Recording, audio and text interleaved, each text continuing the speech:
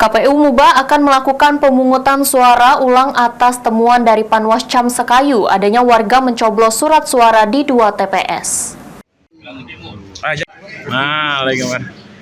KD petugas. Adanya temuan dari Panwascam Sekayu warga yang mencoblos 2 kali pada TPS yang berbeda di Desa Muara Teladan. Bawaslu Muba merekomendasikan KPU Muba untuk segera melakukan pemungutan suara ulang di TPS 05 Desa Muara Teladan Sekayu. Kadif Hukum dan Sengketa Bawaslu Muba Supriyadi mengatakan jika PSU harus segera dilakukan karena ditemukannya pelanggaran pada saat pencoblosan surat suara di TPS 05 Muara Teladan pada 14 Februari kemarin oleh seorang warga yang membawa surat undangan dengan nama yang hampir sama.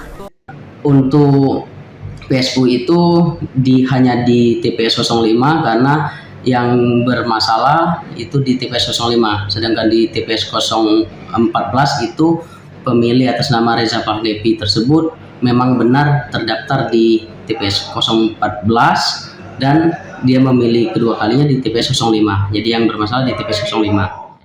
Sementara itu, Ketua KPU Muba Sigit Nugroho mengaku akan segera menyusun rencana PSU di TPS 05 Muara Teladan dalam waktu 10 hari ke depan.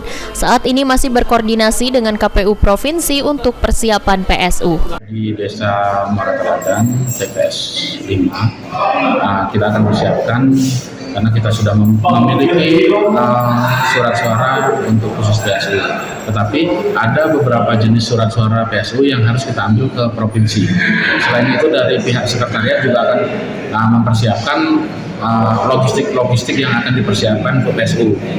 Seperti tinta, kemudian berkas-berkas yang lain, itu juga akan dipersiapkan. Harapan kami bisa kita clearkan persiapan ini dalam 1-2 hari ke depan.